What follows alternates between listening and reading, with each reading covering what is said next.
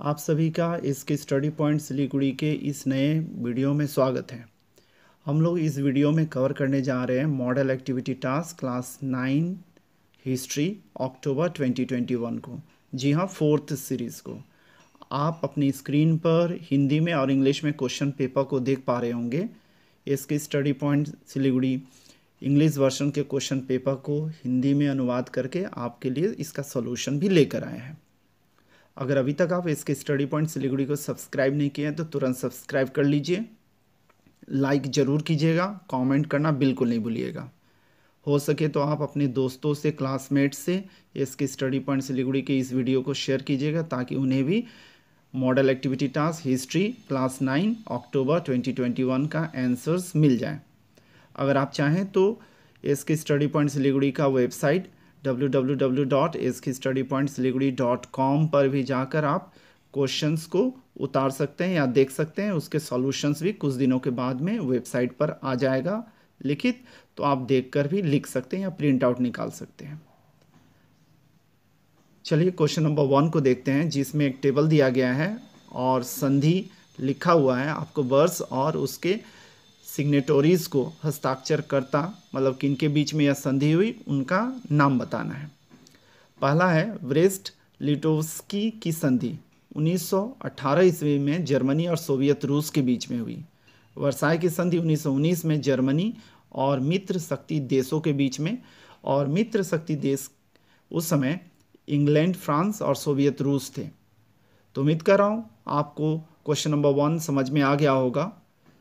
Question number 2 की ओर बढ़ते हैं, जिसमें दिया गया है सही या गलत बताना है। कौन से कथन सही हैं, कौन से कथन गलत हैं। महामंदी ग्रेट डिप्रेशन की शुरुआत 1929 के शेयर बाजार के गिरावट के साथ हुई। सही है या गलत?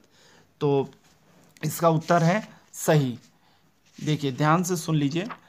ग्रेट डिप्रेशन, जिसको महामंदी या विश्वव्यापी मंदी या आर्थिक मंदी के नाम से जाना जाता है, यह मंदी संयुक्त राज्य अमेरिका तक सीमित न रहकर विश्व के सभी देशों में फैल गई। इस कारण से 1932 में बेरोजगारी की संख्या 3 करोड़ तक पहुंच गई थी। ग्रेट डिप्रेशन पर, महामंदी पर उस समय के प्रसिद्ध विद्वान आर्थर लुई ने कहा था 1929 में जो अवसाद प्रारंभ हुआ वह कोई साधारण मंदी नहीं थी, वरन आधुनिक इतिहास में अपनी व्यापकता और कठोरता एवं सभी दृष्टियों से भयावह मंदी थी। तो इस तरह से हम लोग देखते हैं 2.1 सही उत्तर है। 2.2 को देखिए। बेनिटो मुसोलिनी अक्टूबर 1922 ईस्वी में इटली के सत्ता में आया, तो यह भी सही है। 2.3 को देखते हैं। नई आर्थिक नीति न्यू इकोनॉमिक पॉलिसी वर्ष 1921 में कार्ल मार्क्स के द्वारा पेश की गई। तो यह क्या सही नहीं है, यह गलत है, क्योंकि जब आप स्टडी करते हैं तो आपको पता चलेगा कि लेनिन के द्वारा इस को लाया गया था और इसकी जानकारी आपको किताब में मिल जाएगी। आप ध्यान से पढ़िएगा तो आपको पता चल जाएगा। ठीक है, तो यह गलत हो गया। 2.4 को देखिए। अर्थव्यवस्था, राजनीति और समाज में संकट ने हिटलर के सत्ता में आने की पृष्ठभूमि तैयार की, तो यह सही है। सन 1929-30 की आर्थिक मंदी के दिनों में नाजी पार्टी और हिटलर की लोकप्रियता बढ़ने लगी थी, और जब चुनाव हुआ 1933 में तो उसका दल को संसद, जिसको रियस्टॉक कहा जाता है, 230 सीट मिला था, फिर भी बहुमत तो नहीं मिला। सबसे बड़ी पार्टी के नाते उन्हें हिटलर को प्रधानमंत्री बनने के लिए आमंत्रण दिया गया, किंतु वह राजी नहीं हुआ। बाद में वह सम्मत भी हुआ और उसके बाद में जर्मनी का चांसलर का जिम्मेदारी उसने संभाल ली। तो इस तरह से जो 2.4 है वह सही है। अगर अभी तक आप इसके स्टडी पॉइंट सिलीगुड़ी को सब्सक्राइब नहीं किए हैं तो तुरंत सब्सक्राइब कर लीजिए, अपने दोस्तों से शेयर कीजिए, कमेंट करके बताइए कि आपको कुछ समझ में नहीं आया हो तो उसको इसके स्टडी पॉइंट सिलीगुड़ी कमेंट के द्वारा आप लोगों को बताने की कोशिश करेगा। ध्यान से देखते जाइए और समझते जाइए कि क्या कहाँ पे कौन सा पॉइंट बताया जा रहा है। वीडियो को ध्यान से सुनिएगा ज़रूर। क्वेश्चन नंबर को देखिएगा, 4 नंबर का दिया गया है। प्रथम विश्व युद्ध के बाद विश्व मानचित्र में हम किस प्रकार के परिवर्तन को पाते हैं? प्रथम विश्व युद्ध के बाद विश्व मानचित्र में हम निम्नलिखित परिवर्तन को पाते हैं। हेडिंग दे दीजिए, उसके बाद लिखिए 1914 से सन 1918, 4 वर्षों तक प्रथम विश्व युद्ध के बाद यूरोप और समस्त विश्व के मानचित्र में विराट परिवर्तन हुआ। वर्साई की संधि, राष्ट्रीयतावाद का प्रसार, राजनीतिक संकट और गणतंत्र उत्थान, इन सब कारणों से यूरोप और समग्र विश्व का मानचित्र बदल गया। ठीक है, आप जानते होंगे करीब करीब 32 देशों ने प्रथम विश्व युद्ध में भाग लिया और इस कारण से बहुत सारा उथल भी हुआ। पहला पॉइंट देखिए, मानचित्र में जो परिवर्तन हो रहा है, मतलब देशों की जो सीमाना चेंज हो रहा है, उसी चीज़ को इस क्वेश्चन में चर्चा करना है, ना कि क्या प्रभाव पड़ा, दूसरे एस्पेक्ट्स को लिखना है। आपको बताना है जो मानचित्र है, मैप है, उसमें जो परिवर्तन दिख रहा है उस चीज़ को बताना है। पहला पॉइंट देखिए, प्रथम विश्व युद्ध के पश्चात 4 बड़े साम्राज्य, बृहद साम्राज्य का पतन हो गया। रूसी साम्राज्य 1917 में, जर्मनी साम्राज्य 1918 में, ऑस्ट्रो हंगरी साम्राज्य 1918 में और ऑटोमन साम्राज्य 1922 में। रूसी साम्राज्य, रशियन एम्पायर के पतन होने के कारण पोलैंड, बाल्टिक और फिनलैंड का गठन हुआ। अतः जर्मनी के पूर्व सीमांत पर पोलैंड नाम का एक स्वाधीन और सार्वभौम राष्ट्र का गठन हुआ। वहीं 3 नंबर पॉइंट देखिए, जर्मन साम्राज्य जर्मनी बन गया और जर्मनी ने यूरोप के बाहर पर्याप्त क्षेत्र को खो दिए। जो जमीन जिस पर कब्जा था जर्मनी का, उन सबको ही जर्मनी को खोना पड़ा। चौथा पॉइंट देखिएगा, ऑस्ट्रो हंगरियन या ऑस्ट्रो हंगरी साम्राज्य ऑस्ट्रिया, हंगरी, चेकोस्लोवाकिया और यूगोस्लाविया में भंग हो गया। जर्मनी का चेक अधिकृत अंचल को चेकोस्लोवाकिया नाम का एक नया राष्ट्र का गठन हो गया, के नाम से एक गठन हो गया।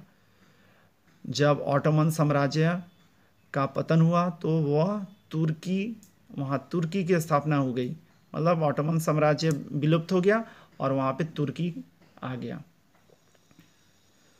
यहाँ पे काफ़ी सारे पॉइंट्स सब है, ये भी समझ के रखिए आप, ये भी जान के रखिए कि रशियन एम्पायर से आर्मेनिया, उसी तरह से ऑस्ट्रिया हंगरी से टेरिटरीज को ले लिया, है ना, बेल्जियम आया, उसी तरह से बेलारूस, बहुत सारे हैं। आप डायग्राम अगर देखना चाहें तो डायग्राम भी देखकर समझ सकते हैं। ऑटोमन साम्राज्य जो मिडल ईस्ट में था, उसके बाद में एस्टोनिया, रशियन एम्पायर, नए नए देशों का या उत्थान हुआ। ठीक है, इन सब पॉइंट्स को आप याद करके रखिएगा। तो भी आप जितने पॉइंट्स यहाँ पे 7 पॉइंट्स दिए गए हैं, 7 पॉइंट्स लिख लीजिएगा तो आपका यह आंसर बहुत ही स्टैंडर्ड आंसर तो होगा ही होगा। 6 नंबर देखते हैं, प्रथम विश्व युद्ध के बाद एकाधिक गणतंत्र राष्ट्र का उद्भव हुआ। प्रथम विश्व युद्ध के पहले यूरोप गणतांत्रिक राष्ट्र की संख्या 5 था, किंतु विश्व युद्ध के उपरांत गणतांत्रिक राष्ट्रों की संख्या 16 हो गई। सन 1917 ईस्वी में जार के साम्राज्य की जगह सोवियत समाजवादी गणतंत्र राष्ट्र यूएसएसआर की स्थापना हुई। इतना लिख लीजिए, आपका क्वेश्चन नंबर जो है 3 वह कंप्लीट आंसर होगा, जिसमें आप दिखा रहे हैं, क्या आप बता रहे हैं प्रथम विश्व युद्ध के बाद विश्व मानचित्र में किस प्रकार का परिवर्तन हुआ, उसको आप लिख ले रहे हैं। डायग्राम बनाने की ज़रूरत नहीं है, डायग्राम दिखाने की भी ज़रूरत नहीं है और ना ही बनाने की ज़रूरत है। आप समझ लीजिए कि किस तरह से हो रहा है, इतना लिख लीजिएगा काफ़ी है। 4 नंबर देखिएगा, या 8 नंबर का क्वेश्चन और बहुत बड़ा क्वेश्चन है। इसमें पूरा आपको बताना है फांसीवाद के बारे में, कैसे उदय हुआ, कैसे उन लोगों ने पूरे इटली पर कब्जा किया, इस सारी बातों को इस पर चर्चा करना है। तो देखिए 1 बाय 1 देखते हैं। पहले कारण को समझते हैं, इटली में फांसीवाद, फैसिज्म के उदय का क्या कारण था। पहला था वर्साय संधि से असंतोष। इटली प्रथम विश्व युद्ध में विजयी पक्ष का सहयोगी होने के बावजूद वर्साय संधि 18 जून 1919 में हुआ में उनकी इच्छा पूरी नहीं की। ठीक है, निराशा ही हाथ लगी, इसलिए इटली मित्र शक्ति देशों पर आक्रोश तैयार हो गया। दूसरा पॉइंट देखिए, आर्थिक दुर्दशा। प्रथम विश्व युद्ध के बाद आर्थिक स्थिति के चरमरा जाने के कारण से इटली का जनजीवन की स्थिति बहुत खराब हो गई। ऐसी आर्थिक मंदी की परिस्थिति में इटली में महंगाई, भुखमरी, बेरोजगारी जैसी समस्याएं पैदा हो गईं। तीसरा पॉइंट देखिए, योग्य नेतृत्व की तलाश। प्रथम विश्व युद्ध के पश्चात जनतांत्रिक या गणतांत्रिक सरकार के शासन में इटली अपनी मर्यादा को खोता चला गया और कृषक, श्रमिक साम्यवाद की ओर बढ़ने लगे। मजदूर हड़ताल और तोड़फोड़ में रुचि लेने लगे। फांसीवाद का मूल उद्देश्य, मूल आदर्श क्या था? देखिए, फांसीवाद का मूल आदर्श था राष्ट्र सब शक्ति का आधार है, राष्ट्र के बिना व्यक्ति का कोई अस्तित्व नहीं, यहाँ व्यक्तिगत स्वतंत्रता, समाचार पत्र की स्वतंत्रता और गणतंत्र का कोई स्थान नहीं है। तो यह फांसीवाद का मूल आदर्श था। इटली के फासिस्ट दल का लक्ष्य क्या था? क्या फांसीवाद का क्या लक्ष्य था? राष्ट्र ही सारी शक्ति का केंद्र है, राष्ट्र को छोड़कर व्यक्ति का कोई अस्तित्व नहीं, अतः राष्ट्र की मर्यादा को बढ़ाना ही फांसीवाद का मूल लक्ष्य था, मुख्य लक्ष्य था। फांसीवाद उग्र और लड़ाकू राष्ट्रवाद का समर्थक और गणतंत्र समाजवाद का विरोधी था। आगे बढ़ते हैं, नेक्स्ट पॉइंट को देखते हैं। मुसोलिनी के नेतृत्व में फांसीवाद दल का गठन।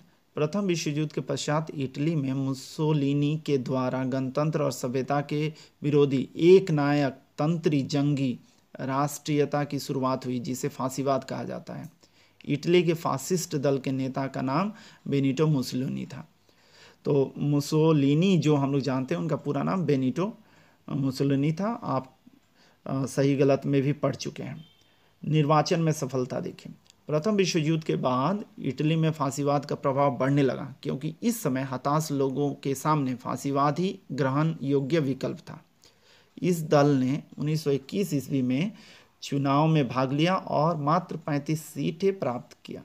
बाद में इस दल का प्रभाव धीरे धीरे बढ़ने लगा और 1922 ईस्वी के मध्य तक यह संपूर्ण इटली में सर्वाधिक शक्तिशाली दल बन गया। रोम पर चढ़ाई।